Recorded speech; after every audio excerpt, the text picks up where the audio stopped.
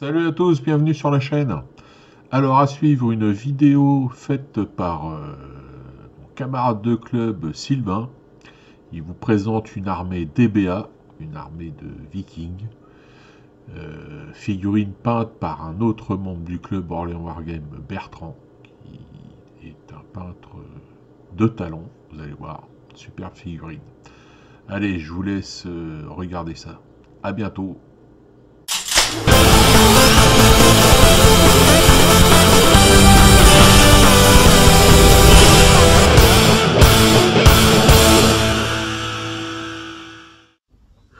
Bonjour à tous et bienvenue sur la chaîne de l'Amiramnus. C'est donc moi pour une nouvelle vidéo. Cette fois-ci, je vais vous parler d'une de mes armées, à savoir les Vikings. Alors, pas n'importe quel Viking, à savoir les 340A pour le jeu DBA. Il faut savoir qu'à DBA, il y a 4 armées Vikings, si je ne me trompe pas. Moi, j'ai choisi de me faire faire, je vais bien me faire faire, parce que c'est pas moi qui les peinte, au passage, je tiens à le dire, c'est Bertrand, pseudo Corribante. N'hésitez pas d'ailleurs si vous avez vent de ces ventes ou autres, que ce soit sur Facebook ou sur le forum Fil Bazar, c'est vraiment de très très bonnes peintures et il fait vraiment un super travail là-dessus. Allez-y sans crainte si vous avez affaire à lui. Pour en revenir au sujet, donc cette armée-là de DBA, elle est constituée principalement de blades rapides. Vous avez 10 blades rapides, une blade solide, le général, et ensuite, au choix,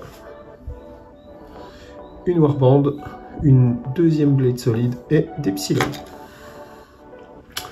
Alors, cette armée, elle a une agressivité de 4, donc autant dire que la plupart du temps, elle va être attaquante, et donc très rarement défenseur. Si les défenseurs, son terrain, c'est du littoral. Donc en obligatoire, elle a une zone navigable qui peut permettre un débarquement. En optionnel, colline difficile ou marais, forêt ou dune. Zone bâtie, pourquoi pas si on sait jouer avec. Route ou fleuve. Donc le général, je vous le présente. Voilà. Hop. Blade solide. Voilà. Alors, les blades solides, leurs caractéristiques, déplacement de 2 en terrain clair, sur terrain accidenté ou difficile, ça se déplace de 1. Les combats, et c'est là où les blades sont relativement intéressantes, contre les piétons, ça tape à 5 en clair ou accidenté et à 3 en difficile. Et contre les montures, ça tape à 3 en clair ou accidenté et 1 en difficile. Contre l'archerie, ils sont à 4. Donc ces valeurs-là sont valables pour les blades rapides ou les blades solides. Maintenant, je vais vous présenter une à une les différentes plaquettes de blades rapides. Alors oui, une chose à penser, c'est que le déploiement, on est quand même assez restreint par rapport à d'autres unités qui pourraient se déployer sur presque toute la ligne. Les blades vont se déployer, les vikings vont se déployer principalement au milieu.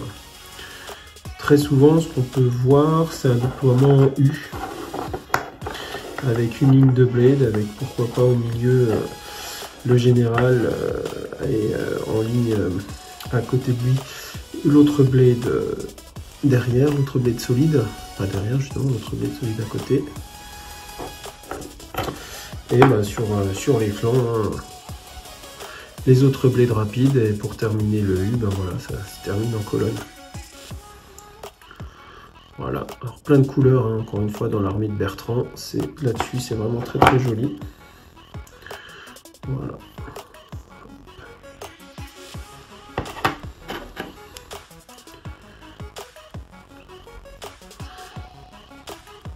Et en plus, il s'est bien amusé avec les boucliers.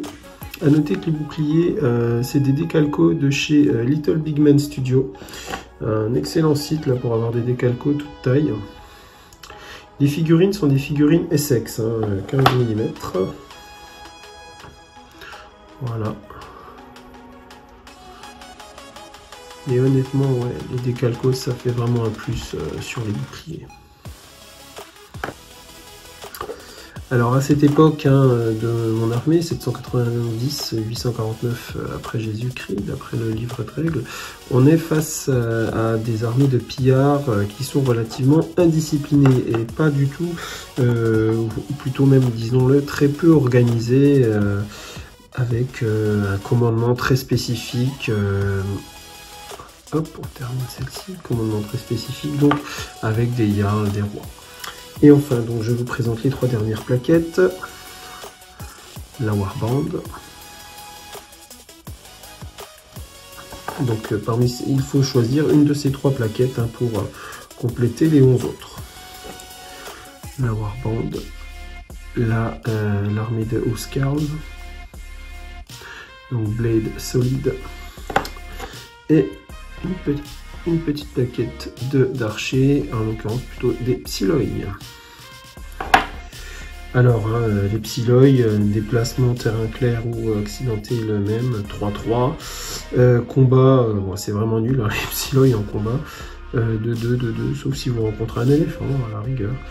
Et les Warbands, bon déplacement, 3-3. En combat, 3-3 contre les piétons, hein, clair accidenté ou difficile. Et combat contre les montures, 2-2. Personnellement, je privilégierais plutôt L ou L. Voilà, n'hésitez pas dans les commentaires à dire pourquoi, pour quelle raison vous prendriez plutôt soit le Psiloïs, soit la Catherine Huskarls, soit la Warband. D'ailleurs, on va revenir sur le campement, parce qu'on n'en a pas parlé. Un joli campement Boeda. Hop. Alors Boeda fait vraiment de très beaux campements. Le seul vrai reproche qu'on peut leur faire, c'est que quand on voit la taille du campement, la taille du petit personnage à côté, on a l'impression que c'est quand même disproportionné.